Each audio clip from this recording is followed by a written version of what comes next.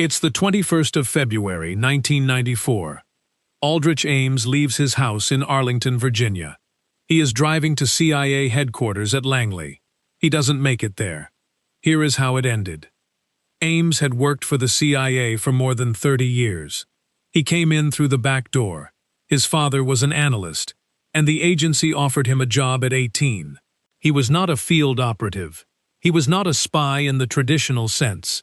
He was something more dangerous. He was a counterintelligence officer. Counterintelligence is the unit inside an intelligence service tasked with finding the enemy inside, finding the mole, finding the double agent, the person who works at the agency and works against it at the same time. To do this job, you need to know everything: who the assets are, how the communication systems work, which operations are active, which ones are protected, and how to blow them without anyone noticing. Aldrich Ames knew all of it. By 1983, he had been assigned to run CIA assets inside the Soviet Union. He had the list. His salary was approximately $50,000 a year, according to court testimony. His expenses were significantly higher. So how does a man inside the counterintelligence unit, the unit built to catch people exactly like him, sell everything for 9 years and not get caught? It begins in April 1985. Ames walks into the Soviet embassy in Washington, D.C. He approaches a KGB officer named Sergei Chuvakin and places documents on the table. The names of 2 KGB officers who have been secretly working for the CIA. He leaves with $50,000 in cash. It is the first transaction. 2 months later, he is in Bogota, Colombia. He sits across from a KGB handler.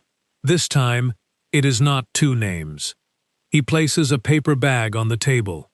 Inside, the full roster of every CIA asset operating inside the Soviet Union. Every name, every code name, every method of contact. He hands it over. The KGB pays him for years to come. Within 12 months, the assets on that list begin to disappear. Not all at once.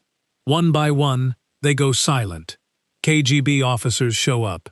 People are arrested in their homes, in their cars, on the street. At least 10 to 11 of them are executed, according to the CIA Inspector General report published in 1994. Among the dead, Dmitry Polyakov, a Soviet general who had been one of the CIA's most valuable sources for nearly 2 decades.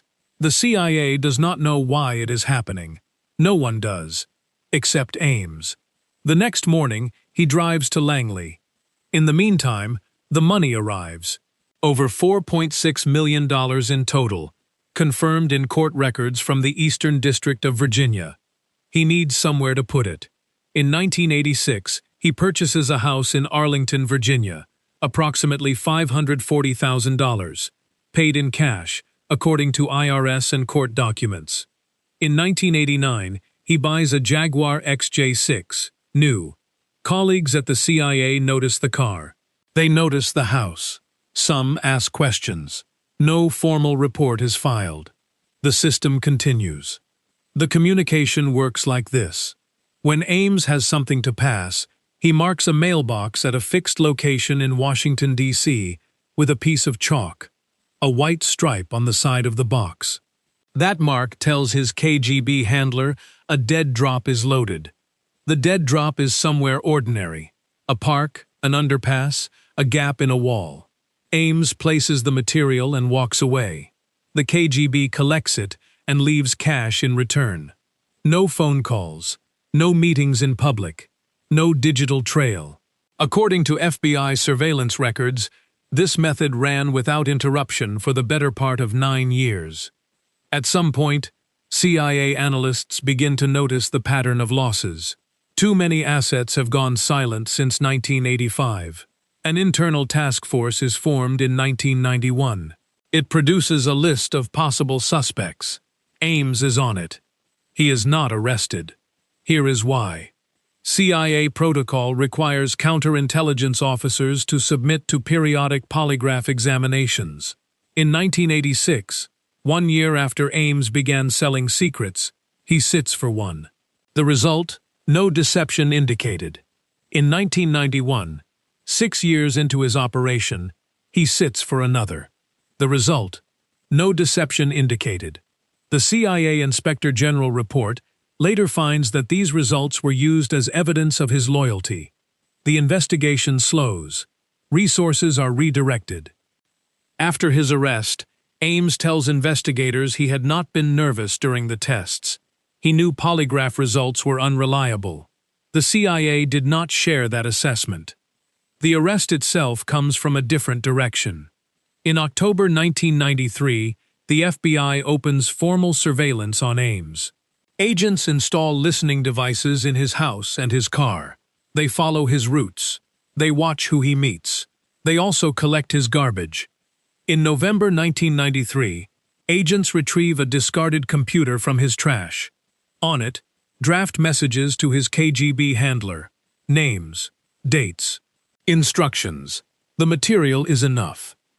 On the morning of February 21, 1994, a team of FBI agents waits on the road between Ames's house and the entrance to Langley. He turns out of his driveway and drives toward the highway. They stop the car. Ames is placed under arrest. His wife, Rosario Casas Dupuy, is arrested at the house at the same time.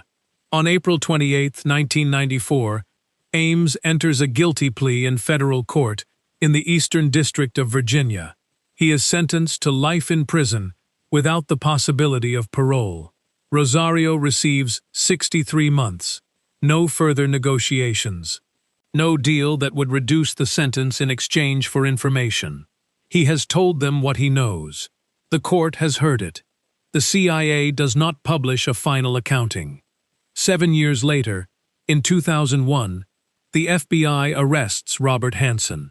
Hanssen is a counterintelligence agent, inside the FBI this time. He has been selling secrets to the Soviet Union and Russia since 1979.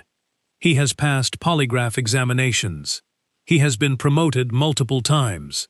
The total value of his intelligence to the Russians is estimated in the hundreds of millions of dollars by some analysts, though the precise figure has never been made public.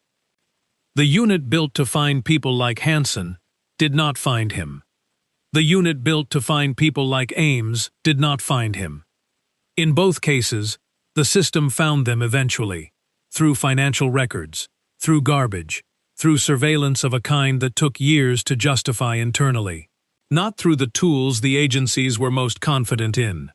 Ames told investigators he had given up 11 names. The CIA has said it was more. The exact number of people